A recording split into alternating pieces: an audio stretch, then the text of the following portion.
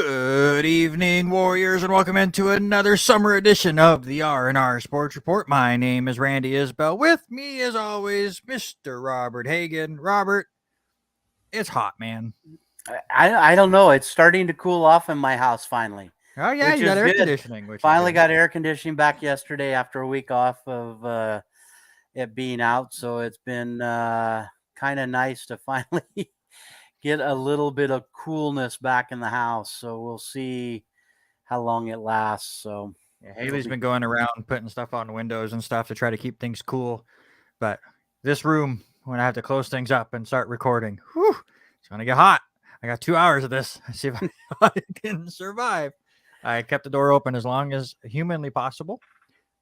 My hand might go in this little mini fridge that I got over here by the end of the show, just to try to keep myself nice and cool. Actually, today wasn't so bad. We went out for a little bit, and I was gonna it wasn't say as crazy as it had been the last day or two. Yeah, I was gonna say LC Valley finally hit 100 degrees yesterday. As we're almost the end of June, and what's odd is normally we've already had that in the early part of the summer. So crazy. It's funny. I talked to LC basketball coach Austin Johnson, who we'll talk about later on in the show. I talked to him yesterday, and he was talking about trying to get used to the Texas heat. I go, "Well, just come back home.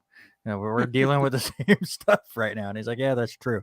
He had left at the right time as far as the heat up here, as when he went to Wyoming before he went down to Texas, so he had missed all of the heat and just dealt with all the rain and stuff. So a smart move on him. Very, very cool situation for Austin Johnson. We'll get into all of that and more. But on today's show, it's another jam-packed show. It's just what we got.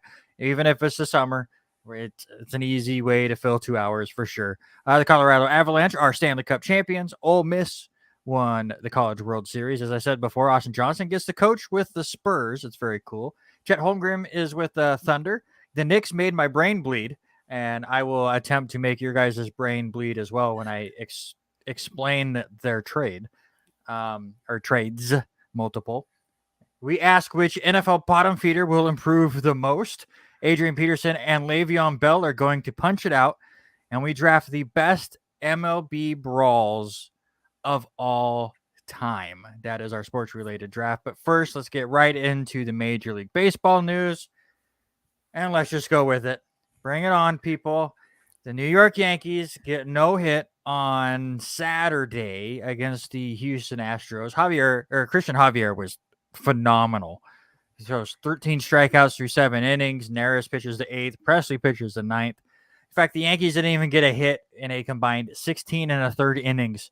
If you go back to the last inning on Friday, the 9 innings on Saturday, and then just way too long on Sunday before they were able to get their first hit. The Yankees have been no hit twice since 1958. Both of those times came against the Houston Astros. Both of those times came with combined efforts. The other one was in 2003 where Roy Oswalt started. He left with an injury in the second. And then it was Pedro Munro, Kirk Saarloos, Brad Lidge, Octavio Dotel, and Billy Wagner that all pitched in that game. I know of 3 of those names. But yeah, the Yankees get no hit. They kind of got dominated for 4 straight games by Houston. Got lucky enough to have 2 comeback wins to pull off the split, which they will definitely take. And I have said this to a couple other people after this weekend. I have a feeling that we will be seeing this series in October, and my heart will not be able to take it.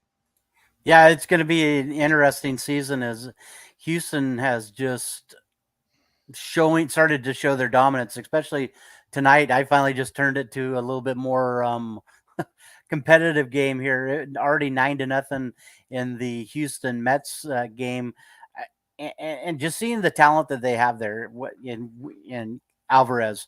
I mean, if it's not Judge, in my opinion right now, if it's not Judge MVP, Jordan Alvarez has to be in the top 5. Top 5 for MVP voting in the American League. So it'll be interesting to see. We're at the end of June, and like you and I have talked before, end of June is about the time we start seeing where these teams stay the same, where the bottom feeders really fall out, and that is not what's going to happen with this team. They're going to be highly competitive over the next few weeks, if not months. They're going to be right in there. the year. Absolutely. I mean, they're one of the top 2 teams in the American League. I don't think there's any question. It's the Yankees, the Astros, and everyone else right now in the AL. I know Boston's kind of went on a little bit of a run, and now they're the top wild card team. The Twins are still hanging around. But it is, I mean, Toronto was supposed to be this team, and I even picked Toronto to win the AL East. They just have not been able to put things together at all. The Rays are dealing with a bunch of injuries, so are the White Sox. So I anything can happen. We still have several months before October hits. We have the trade deadline coming up in a few weeks that a lot of teams will be making some moves to try to improve their teams. But right now, you can't tell me there's a team even close to the Astros and Yankees right now. No, if you even looked at the standings, both of those teams are in the lead in their standings by over 10 games. Right now, Houston leads over Texas by right at 10 games. And then I believe the Yankees are up, 12 games over Boston. So the only thing competitive right now that we're seeing is Minnesota, Cleveland, and those two are playing a doubleheader today. So we could easily be within a game seeing things happen there. So it'll be interesting to see what happens with this American League right now. It's a 2-horse race for the AL pennant. Yeah, and again with the extra playoff team and the top 2 teams getting a bye, which right now obviously would be Houston and the Yankees. But them then taking multiple days off while we play those best of 3 series. I still am wanting to know how that might affect some of these teams having that many days off in a row while the other teams are playing. If they come out a bit cold, we could see some upsets in the ALDS because of it. Or, that rest could really help these teams and set up their rotation, and they'll just dominate it. This year is kind of an experimental year for Major League Baseball, and it's going to be very, very interesting. One stat that I saw on one of the John Boy podcasts, they were talking about how the Yankees now have been no hit through 5 innings 6 times this year. Twice this weekend. The Yankees in those 6 games are 4-2. It's so dumb. Yeah. You can't count them out of what their possibilities. Their lineup is just way too strong. I mean, and we've said it, and we'll get to it in the power rankings, which mine doesn't change again. I mean, they're just that good this year, and they're playing for the moment, and it's one guy one night and another guy a different night. So it's one of those changing things. It's not the same person every night. And that's what's impressive. Hey, we're getting our Yankees out of the way. All right. They got no hit. We'll be talking about the Orioles and what they're doing to the Mariners. Don't you worry. We're going to rub that in a little bit. There it is. Yeah, it was a no, but still, it was a split. That's what matters. Let's go to your Seattle Mariners, who did get shellacked by Baltimore yesterday. We do have to bring that up. I figured as much. But this kind of shows how the MLB schedule and the way they do things now kind of creates these situations, as the Angels and the Mariners have played 102 games over the last 3 weeks against each other and are just sick and tired of each other. They hate each other. They're like bitter siblings that just want to go play in different rooms, and Major League Baseball won't allow it. As Phil Nevin ends up telling this starter, yes, Baltimore with all the home runs yesterday, but Phil Nevins basically brings in a opener, which I don't think Tampa Bay ever had this in mind when they came up with a whole opener system, but basically went out and told him just throw at people, and he did, and it created a big giant fight. And one of the crazier melees we've seen over the last several years. The John Boy breakdown is fantastic. If you have not seen it, go watch it. He definitely doesn't need our promotion. That guy is doing amazing things over there, but just a wild breakdown that ends up with Raisel Iglesias getting ejected and throwing all of the sunflower seeds onto the field, which I think was the best part of the whole brawl. I don't know if you saw that part of it, but it made me laugh, and it makes me laugh every time I see it. No, I didn't see that part where he threw it out, but I think what was more funny to me is watching Phil Nevin right in the face of Jesse Winkler, and the whole time them two just jawing at each other. So, um, listening, and you know this 100%, because Brett Boone doesn't play anymore. Why my wife doesn't follow baseball near as much, but I was sitting watching the fight because I had messaged you and I told you that we had been we had been out grocery shopping. There you go. That's the way All the to way out get to it. the field. That's Take a that. pretty good Take that. throw. That's a pretty good throw. But I didn't get to watch it, and so we're watching it as soon as I got home. And Denise was like wanting to analyze it, and then she ended up showing it 3 times at work yesterday, which is even funnier for a person who doesn't follow baseball to actually get into the fights. Maybe that's what we need to do. Is I thought about this, and I believe I want to say it was John Boy that made the comment that I saw was, you know, maybe you need to let the two guys go at it just like hockey. If two Yeah, the guys two are, guys, yeah, not the the two guys. 50 guys. We don't need the Exactly. 50 guys to go at it. And I don't know if we talked about it on the show, but I talked about it with other people. People coming from the bullpens is still the dumbest thing in all of sports. And that we're going to talk about the NBA draft. And that is one of the dumbest thing in sports. But having the 20 guys, 25, 30 guys, whatever are in these bullpens now, because the bullpens are just ridiculously large, slowly jogging next to each other through the outfield, and then acting like they're going to fight. But if you go watch, they're jogging right next to each other the whole time. Then once they get to the pile, then they'll turn and push and shove and yell. And then they'll just walk back together like nothing ever happened. Can we just keep everyone in the bullpen, please? They don't need to be a part of it. They're just, it's especially because most of the fights don't turn into this where things happen. And like we said, this was probably one of the biggest brawls fights that we have seen in, if not the last 10 years. Yeah, I mean, you go back to the days of the Yankees and Boston, that still happens, but I mean, to the point where it was benches clearing style like this, I think it's been probably 10 years, easy that long. Well, especially with this many people. We have the small ones, and we'll get into some of the brawls that have happened or the fights that have happened. Again, that is our sports-related draft this week, where we will rank the best brawls in baseball. Some fun videos to watch. I'm for the fights. I'm kind of with Megan. Just let the pitcher and batter go at it. No one else is allowed in.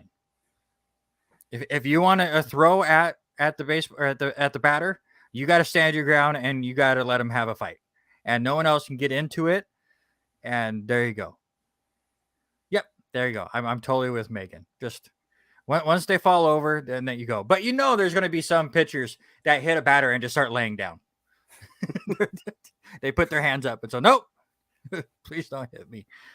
Yeah, it's a mess, and it's going to be a mess for both teams for a while, especially the Angels, who Phil Nevin gets 10 games suspension. Anthony Rendon, who's out for the damn season, who's throwing like palm thrusts with his non-broken hand. He gets 5 games, which will get served next year. He also cannot be on the bench for the next 7 games for the Angels. Wantz, who was the pitcher in the whole deal, gets 3 games. Tepera gets 3. Iglesias, who threw sunflower seeds, gets 2 games. I love that the interpreter for the Angels got 2 games. I'm not exactly sure what he did, but that makes me laugh a lot that an interpreter got suspended for 2 games. For the Mariners, Winker gets 7 games. Crawford gets 5 games. And Julio Rodriguez will get 2. Obviously, a lot of these players will appeal their suspensions and stuff, and they won't get served for a little bit. But what do you think of the punishments that they got? I think a lot of it is pretty well balanced out quite well. And it's like I said, Phil Nevin said to go out and do it and just throw at him. So, he's going to get the biggest one. when the suspensions came out yesterday, I didn't recognize a few of the names until I went and looked at it and researched who it was. And we were sharing, Denise was telling me her story of showing all the people at her work, in her work area of what was going on. And we started talking about who it was. And I think the interpreter is the one that makes me laugh the most. What is he out there doing? And telling the guy that he's interpreting for that he needs to duck or in his own language or swing with his right. I mean, what is it? Why is this guy getting in trouble? And you can see the bench coaches getting in trouble, but I am very shocked that a couple of the other Mariners did not get at least one game in out of any of that. So it will be quite interesting to see how some of these appeals come down here in the next couple of days. Oh yeah, for sure. Another big thing that came out of that brawl, catcher Luis Torrens for Seattle was put on the 10-day IL with a left shoulder injury that he got from the fight. Your coach was in the bottom of a pile for a little bit. By the way, I don't like Cervais. I'm just not a fan. I think he's a cranky old man, but he got lucky that all the focus was on Phil Nevin at that point. Just silliness. More Mariner news for you. They get Carlos Santana and some cash from the Royals for a couple people that you'll never see on Seattle. Or on Kansas City. It was just it's a cash swap and a roster move because Kansas City was bringing up the Italian Nightmare or the Italian Breakfast, whichever nickname you want to go with. Vinnie Pasquantino, I think is how you say his name. He was their number 3 prospect. He debuted today. I haven't looked at what he did in their game so far. We'll look at that here in a moment. But so far in AAA, he has 18 home runs and 67 RBIs in 69 games. And you can also call him Vinny 64. And yes, I stole that from the CBS Fantasy Baseball crew because he had 64 extra base hits, 64 strikeouts, and 64 walks last season. Pretty balanced. Yeah, right now he's 0 for 1 with just 0 for 1. He was left on base, so he's been on twice, it looks like. Yeah, there you go.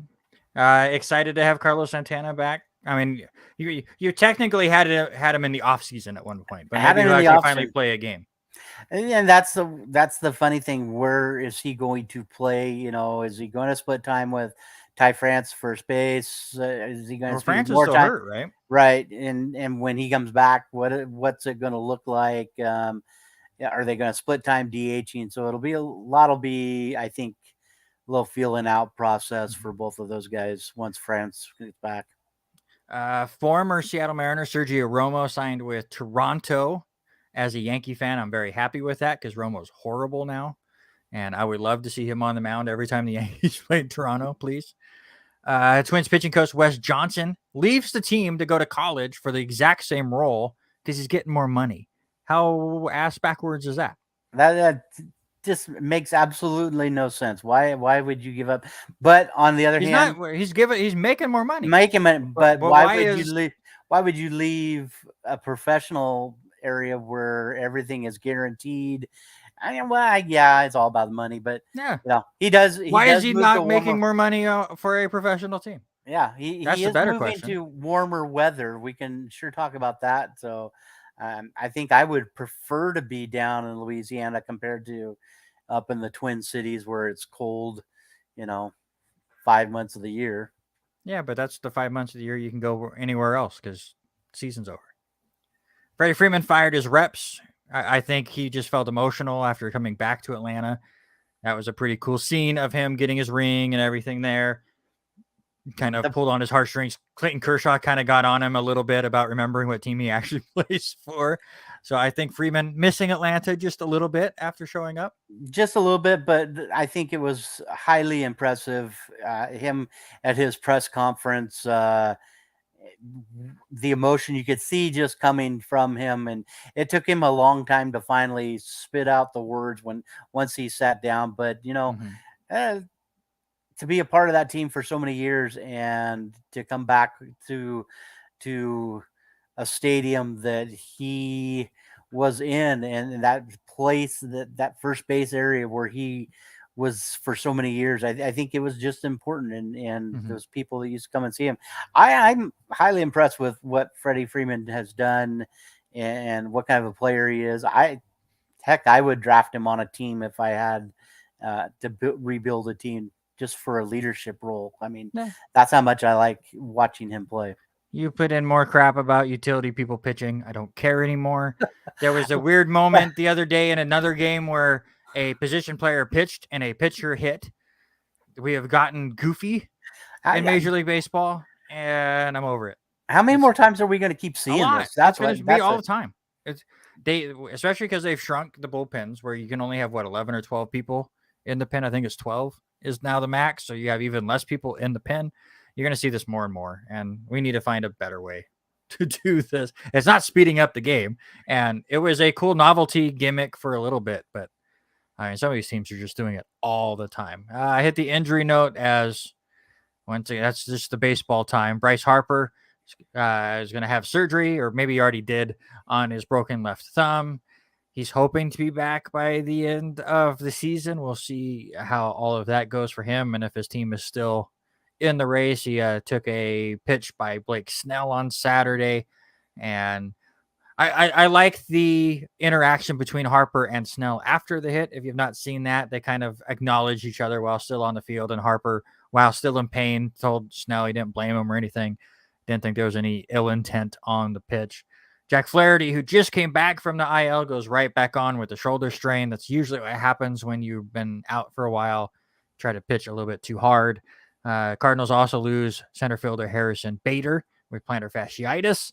So the Cardinals, who right now are a half game behind Milwaukee, having some issues there, as that race is really, again, one of those only races we got. Mm-hmm.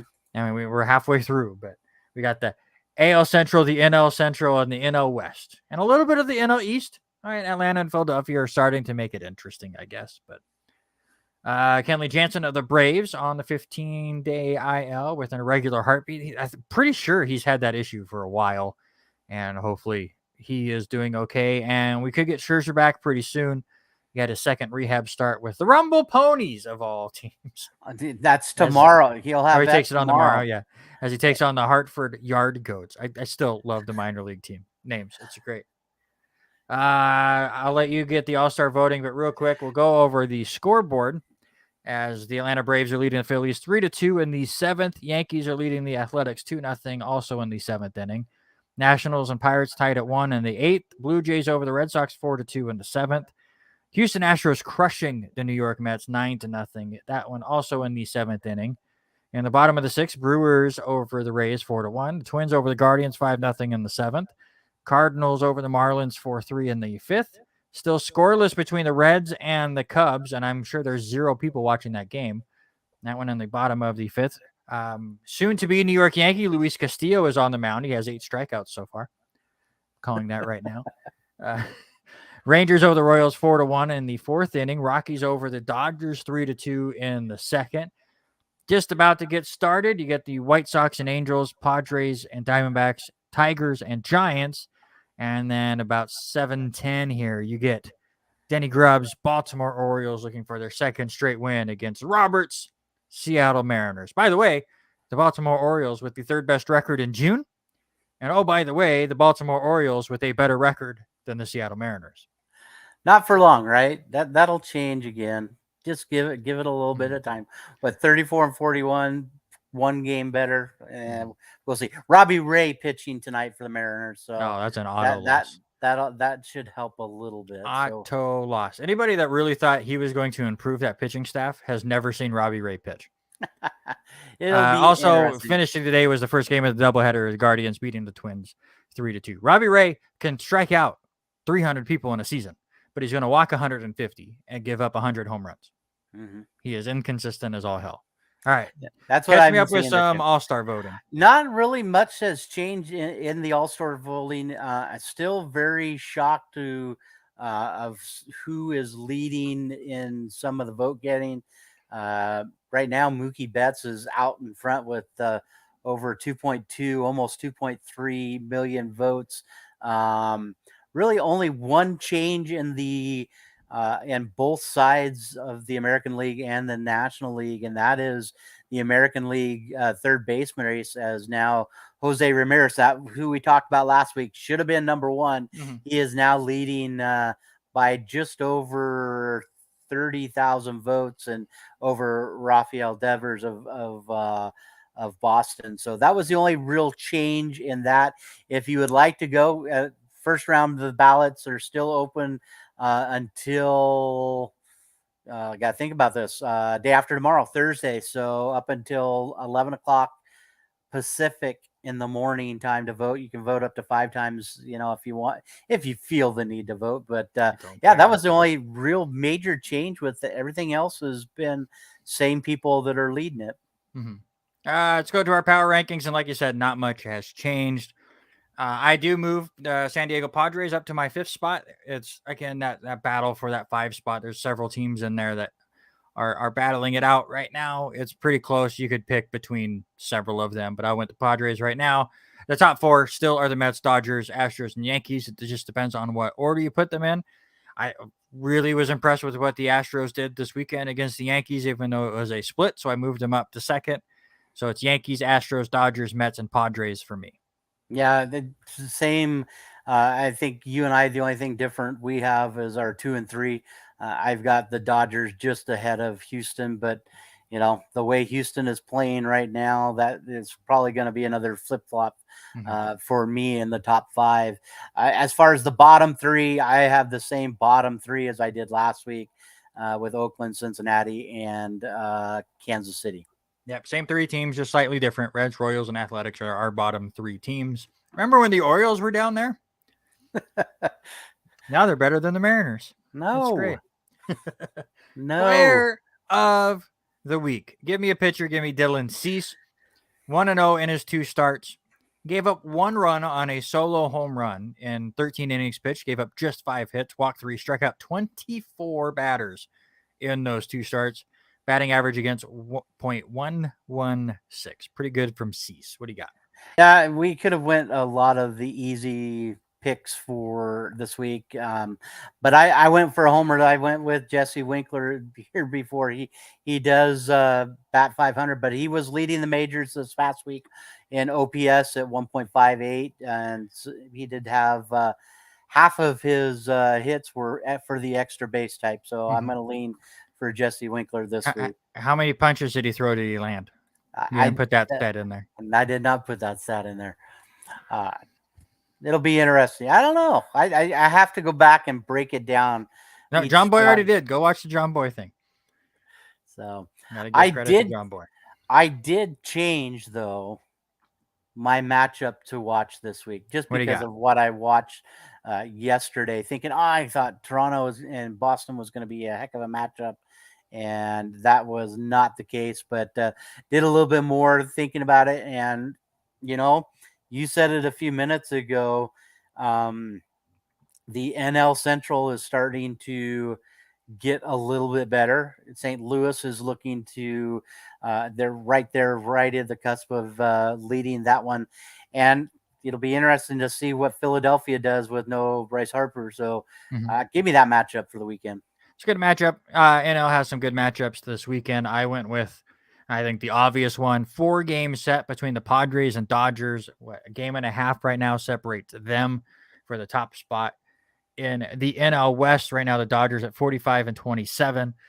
Padres 45-30. Dodgers right now, though, struggling with the Rockies of all teams. But that's baseball for you. Anybody that freaks out over one series has never been a baseball fan for very long. Or they overreact over everything. It's one or the two. But yeah, that's going to be a fun series to see. And either team could come out of this weekend with the lead in the NL West. All right, sir. I am hoping I have some help in the comment sections again. Denny Grubb, remember, if you get the Who Am I correctly, send your guesses to Randy Isbell, not Robert Hagan. That helped me out a couple weeks ago. But it is part 1 of Who Am I, Robert? Make me feel silly. Okay. I was born in Puerto Rico. There's your first clue. Okay. Your second one, at age 16, several major league organizations saw my potential and attempted to sign me at age 16. Those are your two only clues to start at the 6:30 part 1. That's it. That's all I get. That's it. That's all you get this time. Cool. Great. Hey, Fantastic. listen, I gave you Puerto Rico. That narrows it down to only about a third of the About a third of the league. It's great. Fantastic. All right, let's get into some other sports. Have a little bit of fun with it. The Stanley Cup is over. And you know what? If you combined our two predictions, we nailed it. Exactly. I said the Lightning in 6. You said the Avs in 7. It was the Avs in 6. So I take partial credit for your correct pick. Yeah. I actually watched most of Game 6. It was a pretty close game, as Colorado does defeat Tampa Bay 2-1 in that one. Stamkos got the Lightning out early, 1-0. The Avs got things going in the second period with Nathan McKinnon, who, looking at his stats throughout the playoffs, had a fantastic Stanley Cup Finals and NHL playoffs. He ties it up in the second period, and Arturi Lehkonen, I believe is how you say his name, got the game winner in the second period. Darcy Kepper was fantastic at the net, 22 saves, some ridiculous saves there in the third period. Yeah. Tampa Bay had a couple chances there late, and you could just see frustration as they were trying to get off the ice. They really thought Colorado again had too many men on the ice late in that game. It's how Tampa Bay won Game 5, was with a penalty of too many men on the ice. They didn't get it there, so Tampa Bay falls just short of the three-peat. Did you watch any of the Stanley Cup? I just watched the highlights from Game 6. What was funny is I met up with our buddy Dan Williams Sunday for a couple minutes, and he's like, we were hooking up to chat for a few minutes, and he's like, I gotta get going. I gotta go and catch the Avalanche game. One of the biggest Avalanche fans here, and he's like, I gotta get home where I can watch it. So I ended up watching a little bit of the highlights, but yeah, you could see the frustration from the Lightning and what they were just feeling. So I know they wanted the three-peat. It just I thought, I figured it was going to go one more game, just the way that they were playing. I thought the Lightning had a chance to win that game. And push it back to Colorado would have been really interesting. Colorado was fantastic on the road during the playoffs. Lightning had been fantastic staving off elimination. I'm excited to hear the few. I'm battling with Robert to put this quote up there. There you go. He's curious what other reasons Watkins was salty. I'm going to guess betting wise, but we will see how that goes. I will say, hats off. I think we've talked about this several different times about how awesome it is that after the end of a hockey series where they are throwing punches, they get into fights all the time. Megan already talked about the hockey rules as far as fighting goes and wanting that in baseball, that they go at it for 6 games in this series. And at the end of it, one team is celebrating, the other team is in tears. They still get in a line and shake hands, and you can tell the mutual respect that they have for each other. You don't see that in any other professional sport.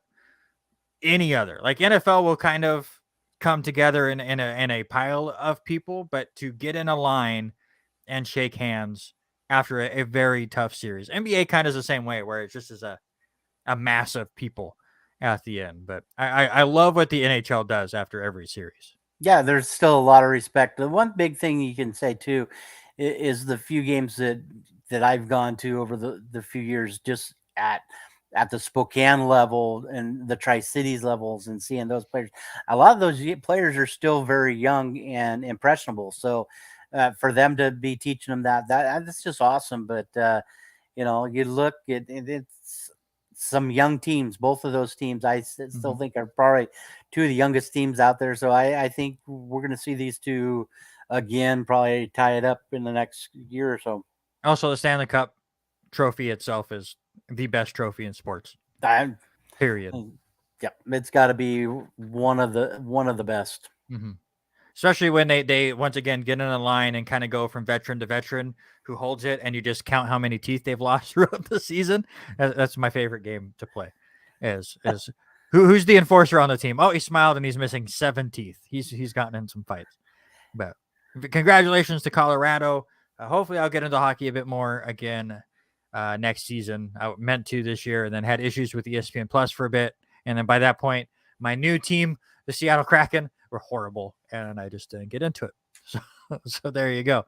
Let's move on to some basketball news, and first off, some really cool stuff. I did a quick article in the Lewiston Tribune today about Austin Johnson, as he has been invited to go down and be a guest coach for the San Antonio Spurs for Summer League. Their practices started on Monday, and they will go on until early July, and then they all head up to Las Vegas, and they will be playing at the UNLV Arena, whatever the hell that thing's called, and kind of do a mini league where every team will play at least 4 games, and then there's a championship game, and everyone else will get 1 extra game in there as well. Just a cool experience, I think, for Austin Johnson, just to be able to learn from Greg Popovich. And he's already met him down there, and just being able, the fact that it is the San Antonio Spurs and he was born there is just another thing. He's been a Spurs fan his whole life. So being able to be a part of that organization, and he says one of his main roles right now is he's scouting one of the teams that they're playing, and how much he is learning from there, and what he's going to be able to come back and bring to the Warriors when he comes back and starts this season. Though he did say that a lot of the things that the coaches say at the NBA level are the same things you say at the college level, which I'm sure is the same as the high school level. So either way, it's a very, very cool experience, I think, for Austin Johnson. Yeah, I heard about this about a week ago, and was privy to some of the information. But yeah, I think that's the big thing for him, and for him to have the opportunity where Pop's saying, "Hey, go scout this team," and him, Popovich telling him exactly what they need to look at. I think this is just going to make Austin a lot better on his film side, and what he does with some of these teams coming in from the Cascade Conference, and what they're going to bring to the Warrior program. It's just going to make that team a heck of a lot better, and you'd even look, and that's going to trickle down to, seeing CJ, with, Clarkson, Bam alum, who's the assistant coach there with Austin Johnson. What knowledge Austin brings down back to CJ is going to be huge for that program, and not just that, but to the players, and for Austin also to have the opportunity to work with some of these team guys down there, NBA level, could be nothing but beneficial for even some of those guys coming up and working maybe in the LC area and helping out with some of these players in the off season. So it'll be interesting to see if something like that transpires and brews up over the next year or so. And on top of that, learning more scouting ways than he already has, and just getting the name of the LC Warriors out there even more. Obviously, they had that national championship runner-up run a couple of seasons ago, and so they got it out there enough. And we'll see what this kind of adds to the Warriors and what it does for Austin Johnson. But either way, it's just a fantastic opportunity for him, and he'll be gone for a couple weeks doing that. You can check out all of the Summer League games on NBA TV and some of the ESPN channels if you want to see Austin on the bench. I think I forget who the Spurs start with. I have it in the article, but that was yesterday and my brain doesn't work. But it's all in July. I was gonna say they still have a couple weeks of practice, so we'll get a schedule up and where we can see where Austin's at, and we'll get that posted out. Let's get to the NBA draft, and we're not going to break it down too much because I was correct. The Knicks drafted somebody I've never heard of, and then traded him away, which is totally fine. And I did not watch a single pick. So I was correct in my predictions. You were correct. Chet Holmgren did go second. He is with the Oklahoma City Thunder. Just to think, that used to be the Seattle Supersonics. He could have been Seattle. Just to rub the salt in that wound a little bit more, guys.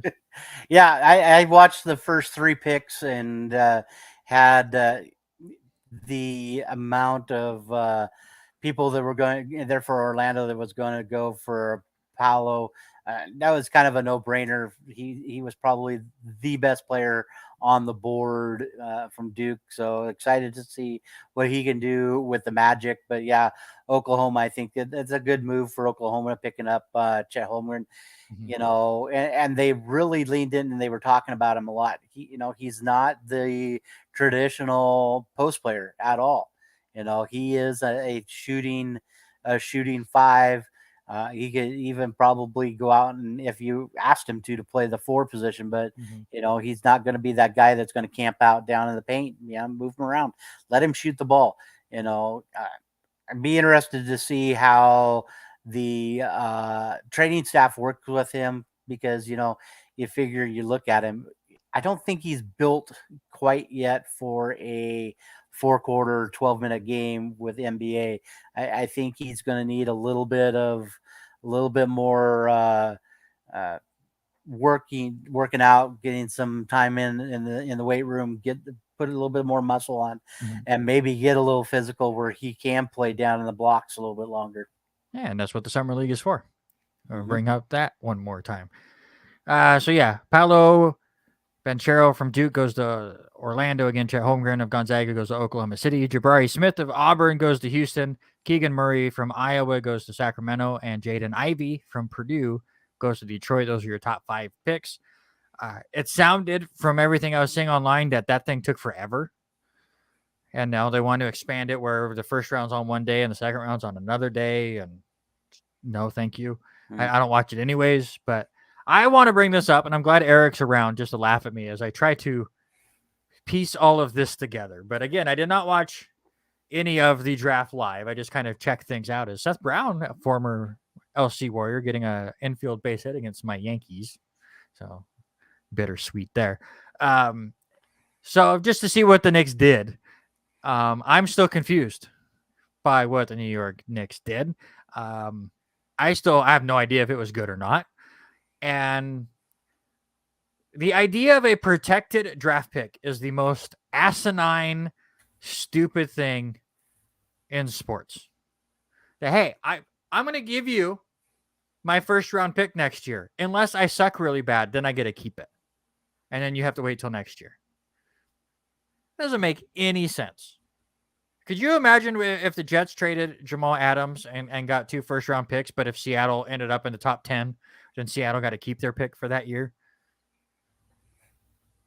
I don't like it. So here's how this all went down. I've tried to follow with me because I can't follow myself. But the Knicks had the 11th pick, and they drafted Ousmane Dieng, I believe is how you say his name. He's a foreign player. Well, they trade that pick to the Thunder. And in trading to the Thunder, the Knicks get next year's first-round pick from Detroit, which is protected as a top 18 pick until 2024. And if you haven't gotten that pick yet, it's a top 13 pick till 2025. And then it gets less and less throughout. There's a chance that the Knicks don't get that pick till 2028 if Detroit just sucks, apparently. The Knicks also get the first-round pick next year from Washington, unless it's in the top 14 next year. And then again, it kind of goes down. So you might not get that pick till 2027. They also got next year's first-round pick from Denver, unless it's in the top 14 until 2025. So the Knicks traded with the Thunder and got 3 first-round picks next year. None of them were the Thunder's pick. So then they went, that's not confusing enough. So then they traded back into the first round to the number 13 pick and get Jalen Duren, who was drafted by the Hornets. Yeah, Denver's picked me. It's a mess. So the Hornets get that pick, that the Denver's first round pick next year that the Knicks just got. They also get second round picks next year from New York, Utah, and whichever one is the most favorable pick between Dallas and Miami. The NBA makes this the most confusing thing ever. Can we just trade picks and move on, please? And they also get a second round pick from 2024 from New York. Okay. So, so then the Knicks, who just traded the 11th pick away and then traded back up to get the 13th pick, trade that pick in Jalen Duren and Kemba Walker to the Pistons for the 2025 first round pick from Milwaukee, unless somehow they're a top 4 pick. So, out of all of that disaster, the Hornets get the 2023 first round pick from Denver via Oklahoma City and New York. They get 3 2023 second round picks and a 2024 second round pick. The Thunder get the number 11th pick, Dang. The Pistons get the number 13th pick, Duren and Kemba Walker. The Knicks get the first round pick next year from Detroit, the first round pick next year from Washington, and the first round pick in 2025 from Milwaukee, unless they end up in certain spots and they save $18 million in cap space. Did you follow that? There's a test next week. All I got to say is WTF. Why? And why does the NBA do this? I'm just worried about what the listeners are and the people are what. I even have the notes in front of me and I'm still confused. That's how bad it is. I've read it for the last 3 days and I don't know what's going on. The points are just give up the pick. Enough about the protected side of it. Just do it the way that everybody else, what NFL does. You giving up that pick. That's it. There's no, what if I fall? No. I just looking at it, I read through it as you were reading it. I'm just like, I'm starting to get a headache as it is. I agree that the Milwaukee pick is safe. I don't see them picking in the top 4, but protected picks are stupid. Yeah. I absolutely hate protected picks. There's a chance the Knicks have 4 first-round picks next year. There's a chance that the Knicks have 1 first-round pick next year. I don't.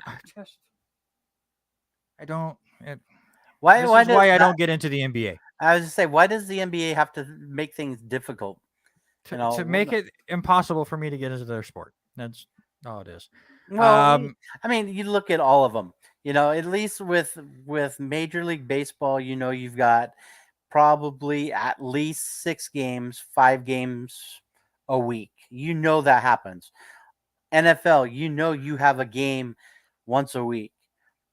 You look at the NBA, you got 1 game here, then maybe 4 days off, and then you play back-to-back games, and then you play 1 game 6 days later. There's no structure to their schedule either. And I know they fly, but baseball, you're in a town for 2 to 3 games or 2 to 4 games based on the schedule. Set up a schedule that's a little bit better for the players. If you want to play, don't spread it out so much. Let's work on a schedule that's but if you don't spread it out so much, then the players complain, and they need the. They're all prima donnas as they are. Honestly, I think it's harder to play hockey than basketball, and the hockey players played every other day, the entire playoffs. Like the Stanley Cup did not matter; it was every other day they played a game. The NBA is like, well, we'll play on Saturdays and Tuesdays and Thursdays, or so I forget how it was. But they would take 2 or 3 days off every single time just to try to hit on these specific, I don't know. Other basketball news, Brittany Griner is still in Russian detention, and that got extended for 6 more months. That story is just crazy to me. Have you been following the Brittany Griner stuff?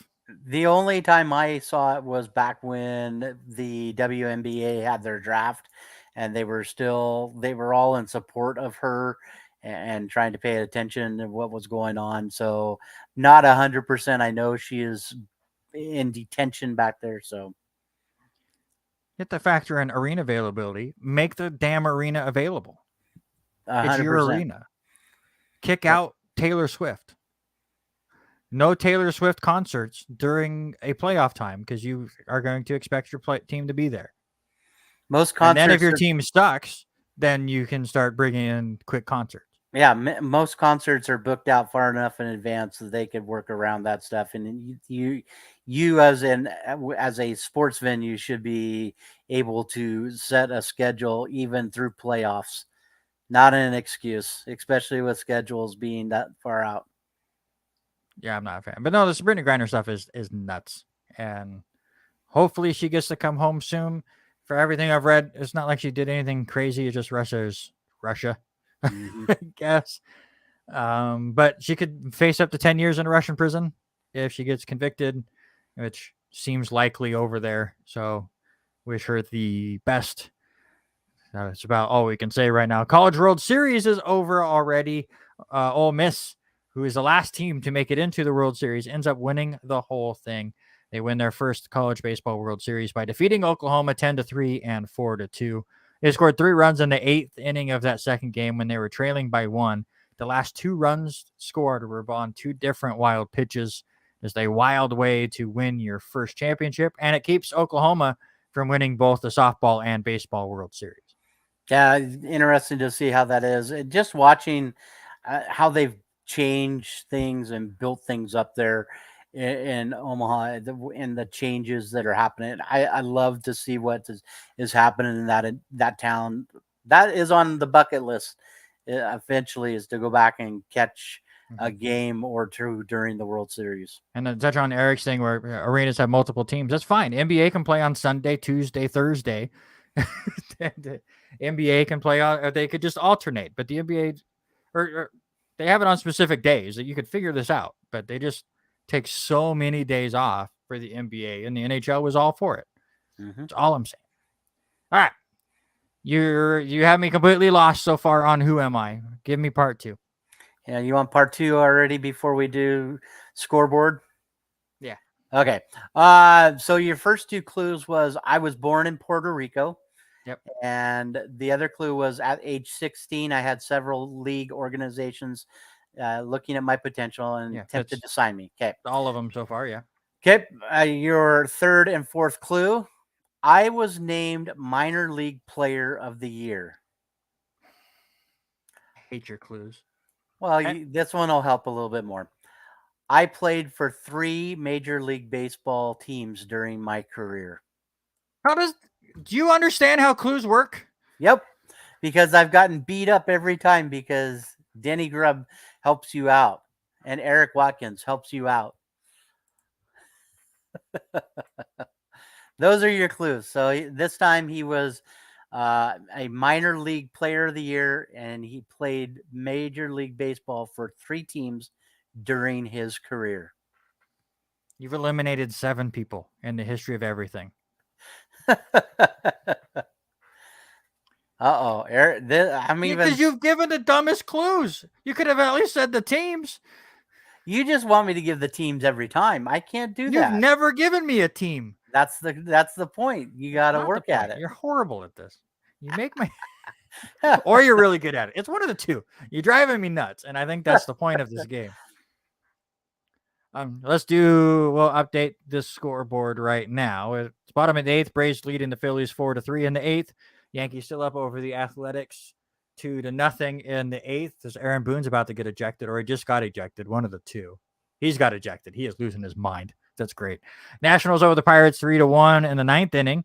Red Sox have come back, taking a 5-4 lead over the Blue Jays in the top of the 8th. They're mad that Robert took him out for Series of the Week.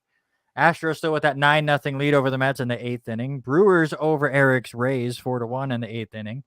Twins trying to even out the doubleheader against the Guardians. They're up 6-0 in the 9th. Cardinals over the Marlins 5-3 through 6 innings. Reds now with a 2-0 lead, bottom of the 6th. Soon to be New York Yankee Luis Castillo now with 10 strikeouts through 5 innings. Rangers over the Royals 7-1 in the 5th. Rockies over the Dodgers 5-2 in the 4th. Scoreless in all the 3 games that just got going. White Sox, Angels, Padres, Diamondbacks, and Tigers, Giants. They're all in the bottom of the 1st inning. And in about 15 minutes from now, the Orioles will take on the Mariners and get another game on them. No. Go Baltimore. No. All right, it's that time. It's that time. It's sports-related draft time. It's time for us to play videos and get our YouTube videos demonetized, even though we're not monetized, and we get the 2 views every week or so. But I like showing the clips. I don't care if they get us in trouble. We're going to have fun with it. And this week, especially, we got to be able to show the stuff. So I think this time, we've already kind of talked about it, but while you introduce, I just want you to know I guess it's my turn to introduce. I don't know what I'm talking about. Yeah, but when you introduce your nominee. Say it quickly because these things take a little bit to get going, and you can talk over the video. Right. So the one thing I wanted to and that we knew what was going to happen. You knew what was coming up. We were going to talk about the brawl, Mhm. especially with our buddy Kevin Nolet already wanting. Are we talking about the brawl today? So Talked about the brawl. we knew that was the direction you. I figured that was the direction you were heading. So Yep. So we are going to do the best Major League Baseball brawls of all time. And this was very difficult because brawls come in different shapes and sizes in Major League Baseball. Some are known for moments, some are known for the over the topness. Some involve just two people. It's very interesting. I really wanted to put the Chan Ho Park one where he tried to do the spin wheel kick. It would have ended up number one if he landed it, I think. I laughed a lot yesterday rewatching that video, but spoilers, it's not in our top 6. So I came out with the topic. You get the first pick, and everybody in the comments gets a vote. That's our new thing, I guess. Yep.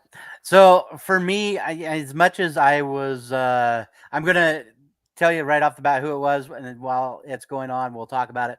I am going Robin Ventura and Nolan Ryan. That's the one moment I'm going to go with. For me, this was just when you think about a brawl happening, you see Robin charge the mound and then the headlock.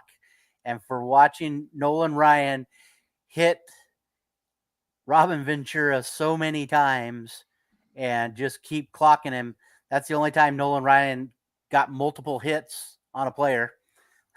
It's just watching him beat up.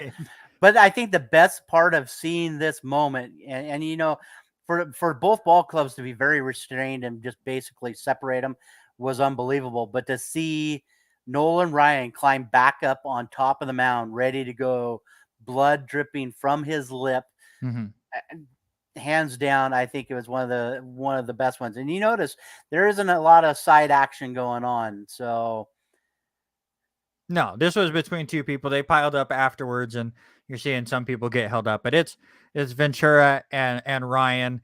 And go back to the beginning of this. I love this fight because Ventura gets hit, right?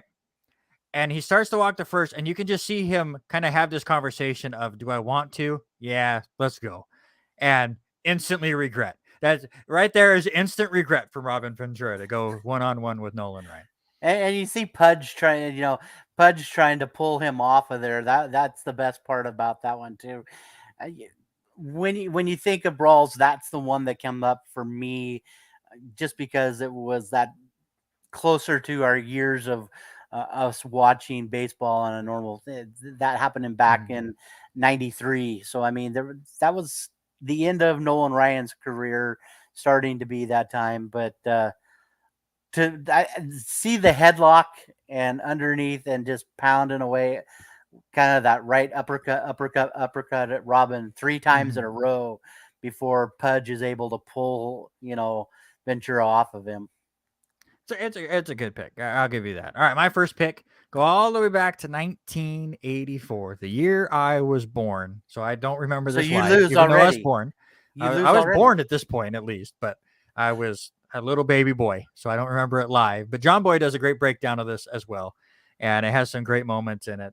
But it's the Atlanta Braves and San Diego Padres from 1984. And this is my favorite because of just all of the different levels of fighting. I love that the pitcher hits him and just kind of walks off and allows everything else to happen in this fight.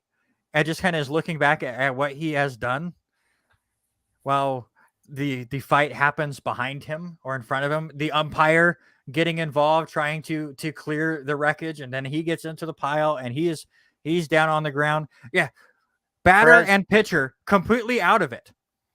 Everyone else is brawling and fighting. The pitcher and batter who were involved in the incident have completely left. They are not part of this at all. And then things will start settling down, and you kind of have to move up because then it goes over to the dugout. So you see Bob Horner there. He was on the DL too. He was up in the press box during this moment too. Unfortunately, fans do get involved in this, which adds to the craziness of this fight. They end up in the dugout, do some of the fans. It gets even crazier down there. I'm trying to find the shirtless guy for the Padres that every time I see it makes me laugh. I don't know if it's part of this or not, or if it And was this, just the John Boy. It might have been the John Boy deal. well, yeah, and that's the thing. That's when Joe Torre was still young manager player in this time, and you see, him coming off the field. This was before the Bobby Cox time and all that, but Yeah, it might have been the John Boy video where he shows one of the Padres just shirtless with the crazy chest hair, and it just screams 80s. This whole fight is nuts. That is my first pick. Yeah, which is, I would have went there for my second one if it was still there. I figured you were going to go a little bit different, but that's an older one that I don't remember a lot of until I sat and watched it yesterday. I watched 3 different versions of it, but to see Perez swing around with his bat there for a minute, was going to try to protect himself. The whole Bob Horner had broken his hand.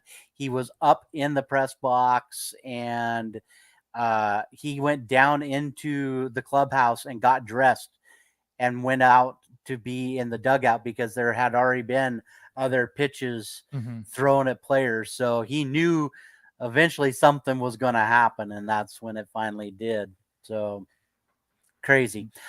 Yep. Your second pick, sir. All right, my second pick has to be I went with one of your Yankee moments. He was also a Mariner, and it must be something about the Orioles, because we have the Orioles in here a couple times in our picks. Give me the Tino Martinez and Armando Benitez fight, which goes into the dugouts. And you see Benitez, who had a tough go at just pitching, and he ends up throwing at Tino Martinez. And Tino Martinez is one of those guys you don't throw at Tino, and you see it spill out. And the next thing you know, there's Darryl Strawberry trying to protect his player. He ends up going to hit. And here comes your back. Just bullpens, go chill. You don't need to make the long run. And then you see at this point, Jeff Nelson, Graham Lloyd comes out there. He goes at Armando, and then he gets knocked into the dugout. Next thing you know, everybody's in there. And remember, part of those ball clubs was you had Harold Baines there on the ground. Rafi Palmeiro was part of that. Cal Ripken was in there. You had Derek Jeter, some of those names, and just seeing David Wells trying to get held back. He's not even playing. Jorge Posada is in this group. That was Joe Girardi, but Jorge was catching that day. Bernie Williams, that one, to take that play all the way into the dugout was just nuts. He ran away. And by the way, that fight never happens if the bullpens have to stay in the bullpen. Bullpen started that fight. He came in here swinging. Yep. Crazy. Absolutely crazy. I'm going to go with one.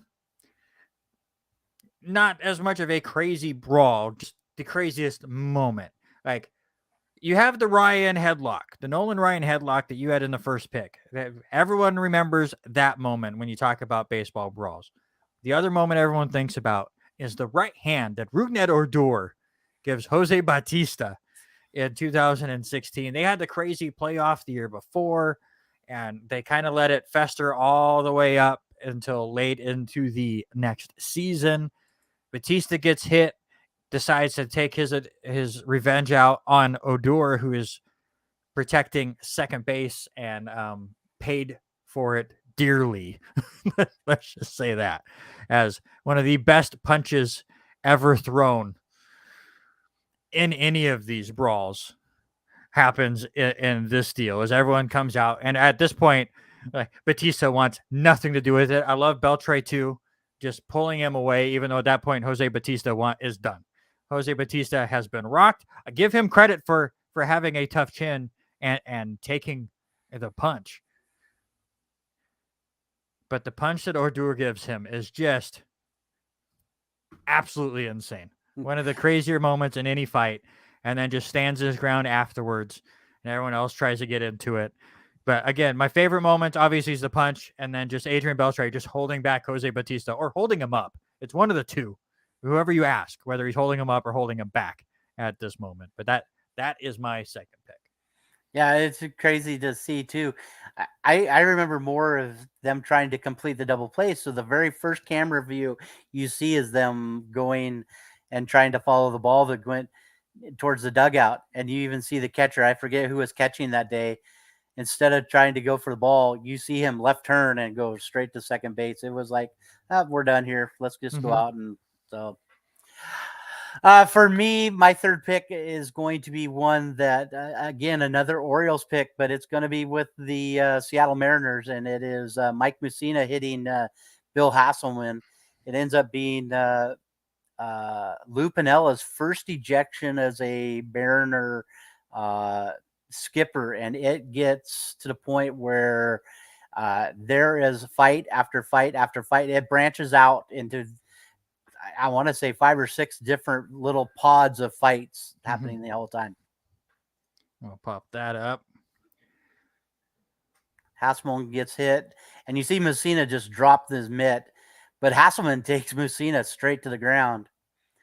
You know, so you've got King Griffey. It looks there, like Jay both teams Buhner. just won the World Series. That's what it looks like to me. They're just dogpiling on the mound. Yeah, and you get the funny thing is you get, here comes the ball club, the bullpens. Dumbest thing. You get all these guys pulling each other off. Norm Charlton is probably one of those guys that is trying to feed. He is one of those bullpen guys that is trying to make something happen. They still have Hasselman pinned down to the ground. And what's funny is it's how many times in different places you see things happening. They get it break apart. Here we go again. We're going to throw this guy down on the ground, start swinging. That was Omar Vizquel that was still there trying to break things up. I think the guy that gets the most out of all of this has to be Norm Charlton, because at one point you see Norm Charlton standing in the dugout with his shirt just totally ripped off. That is when Ken Griffey Sr. was still with the ball club too. And here's the fourth fight of this entire brawl. Count. Yeah, and so it's just crazy. Danny Grubb bringing up Pete Rose and Bud Harrelson going old school with his pick as well. Yeah, because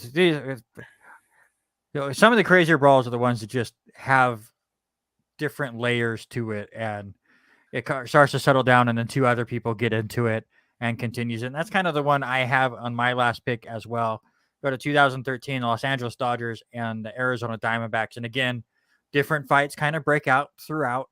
Puig had been hit earlier in the game, so he gets involved in the middle of this one after a little bit. There's a lot of fights that happen, man. It's difficult. But here's my last pick. And what I like about this is pitcher throwing at a pitcher. I don't like it up near the head, and that is just horrible.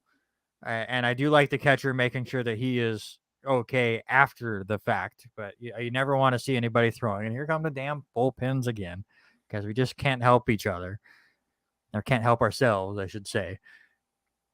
But this is just another one of those fights that just starts pushing and gets going. I like the Mark McGwire moment where they're going. He's trying to, there's like a Royal Rumble there for a minute, trying to throw him up over the top rope.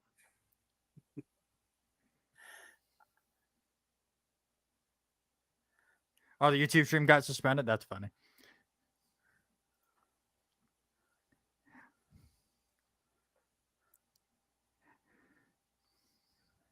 So, yeah, another one that just kind of has just multiple moments in it. Where's the McGwire part? Oh, there it is right there. He's just losing his damn mind.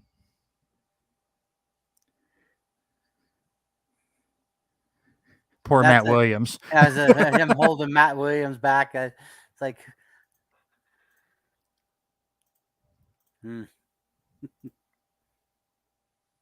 And Puig losing his mind in the middle of it too. There you go. Those are our picks. I'll see where's WSU. Don't have footage of that. No. And You give me grief about it, but we're both going to throw 2 honorable mentions out, and it has to be, and I don't know if you have those up I there, don't got but them. for me, has to be Alex Rodriguez and Jason Veritek, and them jawing back and forth at each other. Not really any punches thrown, but that was one of those heated moments that you will always remember, especially if you are a fan of that series.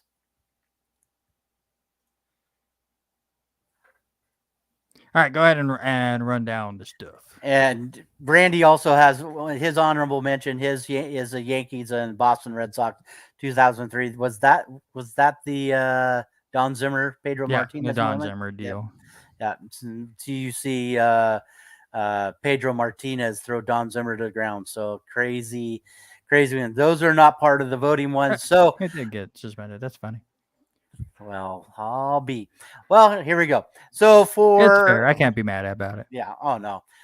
For myself, my top 3 picks have to be the Nolan Ryan, Robin Ventura, brawl, and then you've got Armando Benitez and Tino Martinez, and then Mike Mussina and Bill Hasselman. Those are my top 3 brawls. For Randy, it is the Atlanta Braves and San Diego Padres in 1984, Ronan Odor and Jose Bautista in 2016.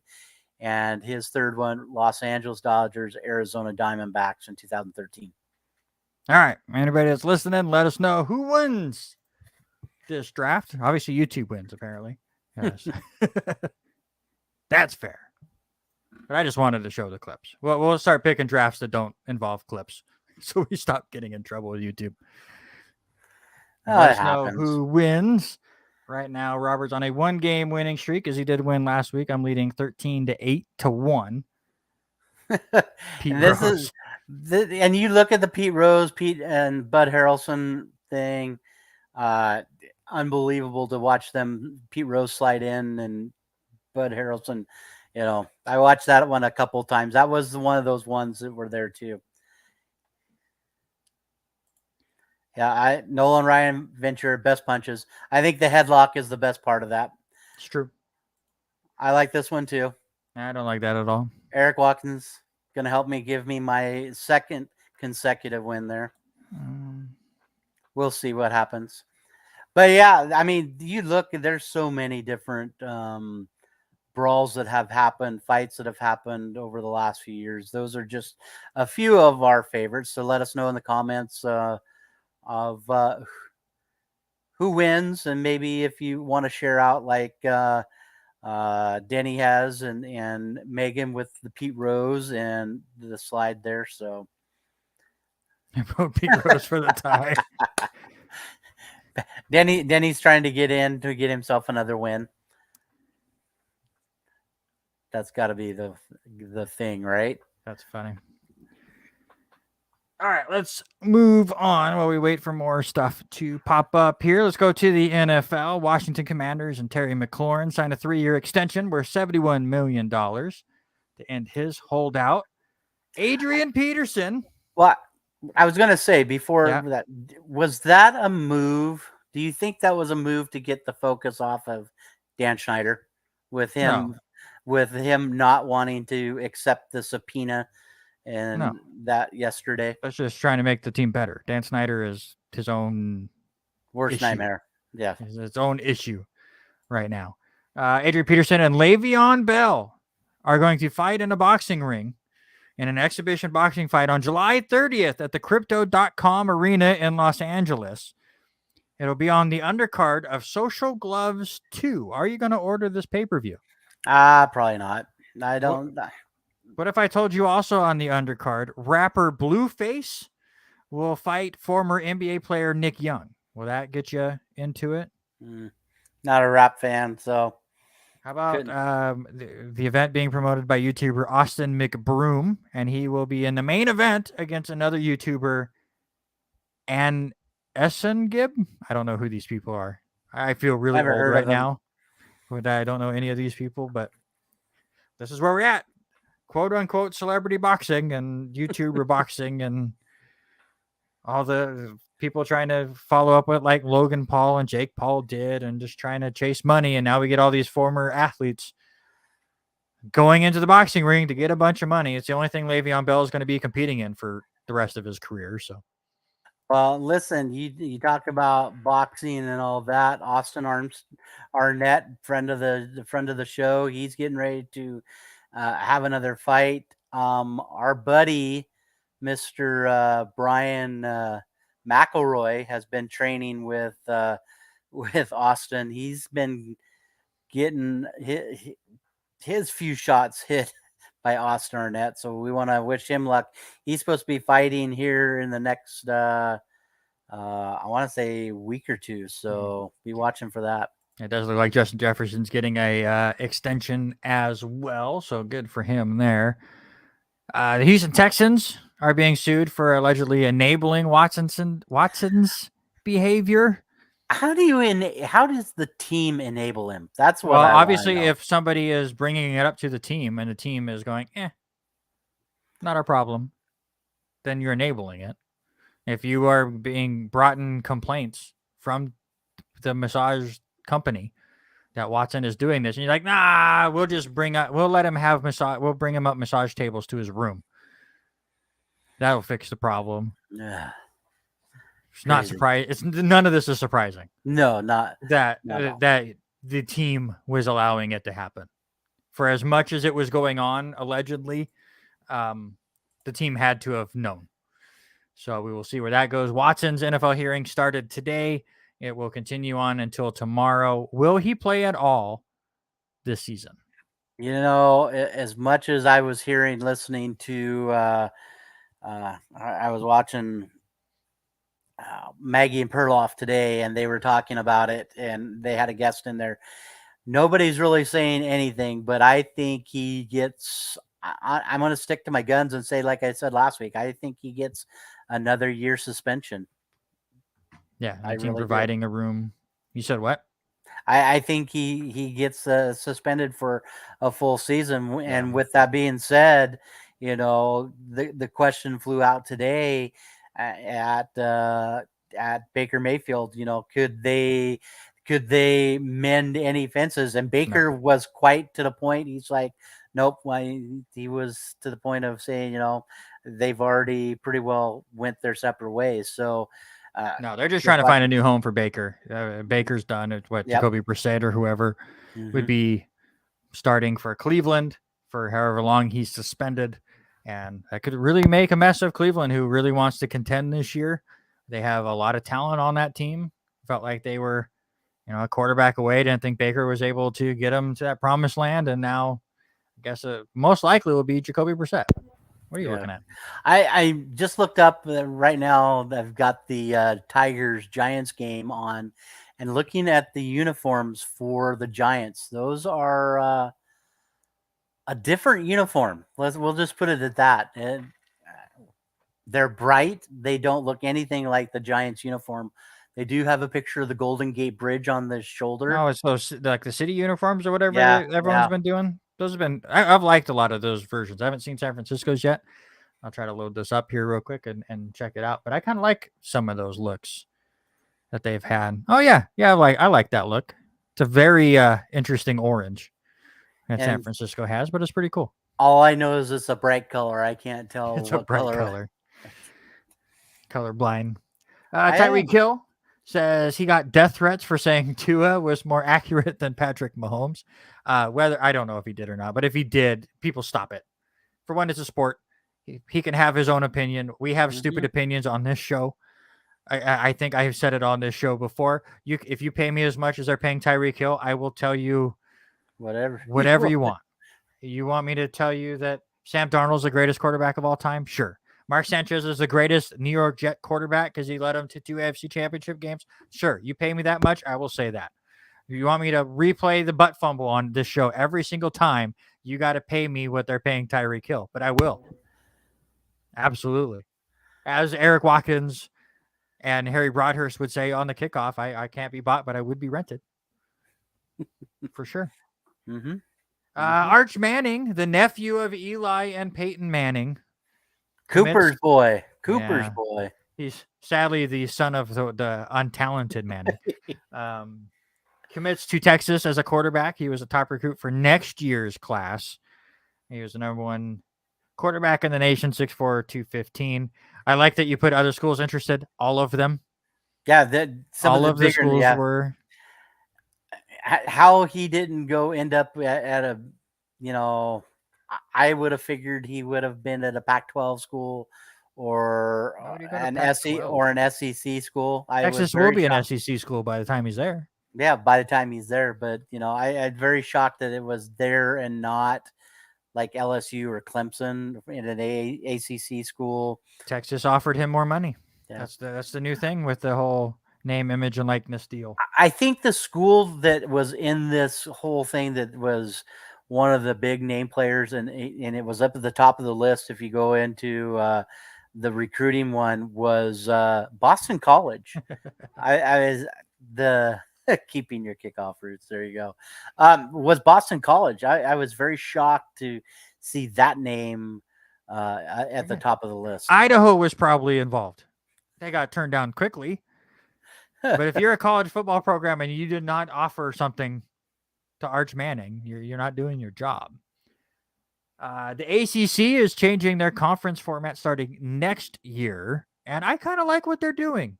They're getting rid of divisions, which I don't know. I guess it'll just be the top two records would be in the ACC championship game at this point.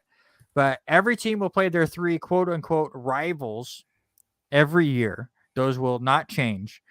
And then the other 10 teams in the conference will rotate. You play 5 of them one year, you play the other 5 the next year, and then you rotate home and away. And this guarantees that each team will travel to each conference opponent's home stadium every 4 years. And I think that's fair, and I think I'm totally fine with that.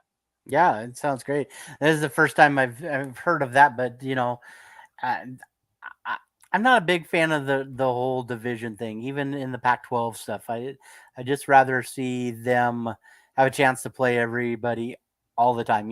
Keep your regular rival, like the Cougars and Huskies. Do that all the time. But yeah, it's going to be good to see some new blood and see those guys rotate through. That's what needs to happen with the rest of them. Let's get some of these others doing it. The NCAA needs a whole revamp, but that's never going to happen. Marlon Briscoe, the first black starting quarterback in the AFL. He passed away at the age of 76. The Magician was drafted. I love his story, by the way, looking more into it. He was drafted as a cornerback in the 14th round in 1968. He told the team he would go and be a teacher if he didn't get a tryout as a quarterback. So they allowed him to try out, and then by October 6th, he was the starting quarterback. He was the runner-up for AFL Rookie of the Year. Threw for 1,589 yards and 14 touchdowns. He also rushed for 308 yards while starting just the 5 games. He was released the next year and became a Pro Bowl receiver for the Buffalo Bills, and then won 2 Super Bowls with Miami, and including being a part of the perfect season for that team. And he was inducted into the College Football Hall of Fame in 2016. I just love old NFL stories like this where, the league wasn't too big where a player could just go, hey, I'll just go be a teacher.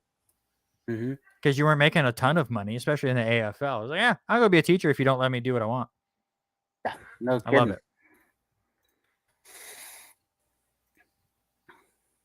Yeah, Tony Saragusa also had passed away. The Jalen Ferguson stuff last week, dying at 26, is just sad news all around as well. Yeah. Tony Saragusa, those of you that don't know, Baltimore Raven 2000, part of that 2000 Super Bowl team. But most of you know him how being an analyst on Fox. He brought a different level to those guys that are down on the field as reporters. So, seeing him pass away. And yeah, Jalen Ferguson, both of them passing the same day, linebacker for Baltimore, 26 years old. And it just sucks. And to have, guy that would have been a predominant, getting a little bit more play time over the last couple of years to not be in that system. It's going to be tough. So, all right, Eric, going to need your help some more. It's part 3 of Who Am I? So far, he knows he's from Puerto Rico and he played baseball. The other crap you keep saying, stop it.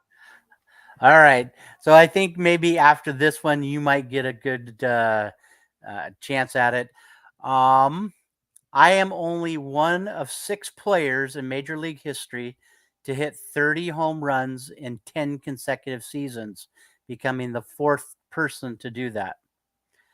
I hold the all-time Major League Baseball home run record among Puerto Rico players with 473 home runs. Those are your guesses this time. So again, I'm one of only 6 players in Major League history in 30 home A-Rod's runs. not from Puerto Rico, right? Is he from Puerto Rico? He might be from Puerto Rico. No. But he has more home runs than that. Right. Wait, never mind. Home run total too low. Yes. So he was one of only 6 players in Major League history to hit 30 home runs in 10 consecutive seasons.